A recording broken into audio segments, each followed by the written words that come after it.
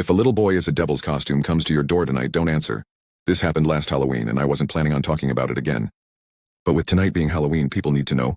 My wife and I always loved Halloween, handing out candy, seeing all the kids in their costumes, eating all the leftover candy. It was the one night of the year we got to feel like kids again. The night started out like any normal Halloween night. Lots of doorbell ringing and door knocking. The trick-or-treats, in perfect sync every time the door opened. Just around 8 o'clock, like a record on repeat, we heard the doorbell ring, and I went to grab the bowl of candy. My wife had ran upstairs to grab a new bag since we were beginning to run low. A group of children showed up, maybe about 8 of them. All dressed in cute costumes. The parents standing at the edge of the driveway waiting to move on to the next house. Trick or treat. "Oh, I love your costumes," I said as I opened the door. A doctor, a Power Ranger, a teddy bear, all adorable. But there was one costume that stood out. A little boy in a cheap-looking devil's costume. Plastic mask, tiny red pitchfork, candy bag in hand. He was the last kid to open his bag and wait for some candy. The other kids didn't even bother waiting. I kind of felt bad, so I was going to give him a little extra. I had just grabbed a handful of candy and was about to drop it in his bag until he looked up at me and said, "She's fine." My wife was halfway down the stairs behind me when I turned around and saw her fall down the last few steps. It wasn't a big fall, more like a stumble. "Honey," I said, reaching for her. She caught herself on the handrail. "I'm fine. Don't worry." I turned around back to the door as the kid was catching up to the rest of the group. I stood there confused. Did he say she was fine before she fell? That's strange, I thought to myself. I brushed it off at first. Probably a coincidence, right? I didn't even bother mentioning it to my wife. The night continued on and we got a bunch more trick-or-treaters.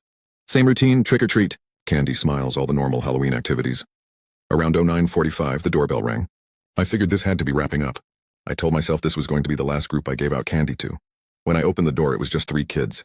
One dressed as a cowboy, one dressed as a police officer, and one in a devil's costume. I gave out the candy just as I had done all night and complimented their costumes in the process. I looked at the devil. "Hey there, buddy. Didn't I just see you a little while ago?" No answer. Just held his bag open, staring at me. I dropped a handful of candy in his bag, mostly to just get him moving along so I can close up shop for tonight. "There you go. Happy Halloween." As I began to shut the door, he spoke again. "She's sleeping now." I froze in place. My wife had just gone upstairs a few minutes before. She said she was going to lie down because her leg hurt from the fall earlier. "What did you just say?"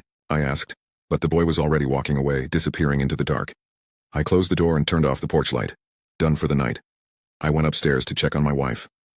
I just felt uneasy after that whole situation. The bedroom door was cracked open. "Hey," I whispered as I pushed it open.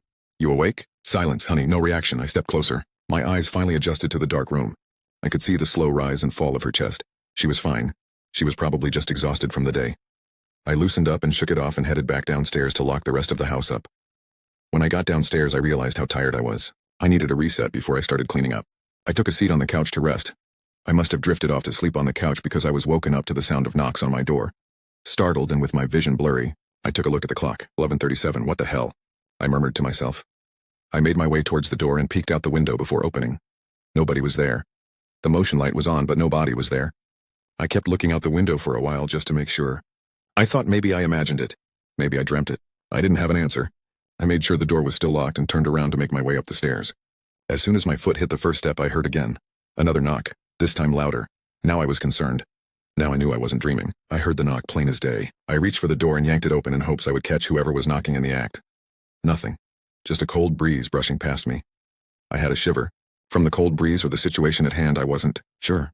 I was just about to close the door when I heard my wife screaming. Without thinking, I sprinted up the staircase and burst through our bedroom door. My wife was sitting up, sweating, out of breath. "I had a nightmare," she whispered. "What happened?" "I saw him," she said. "I saw a little boy standing in the doorway." I went over to her and held her. Calmed her down the best I could. She looked at me and said, "I don't want to go to sleep right now. I'm scared." I told her it was okay and that we can go downstairs and make some popcorn and watch a movie. We made our way out of the bedroom and down the stairs. It was just then I realized I never shut the door, and that's when I noticed it, the plastic red pitchfork on our welcome mat. We called the police. They searched the house and came up with nothing. I told them what happened and they chalked it up to some kids playing pranks on Halloween. I still think about that night every day. We don't celebrate Halloween anymore.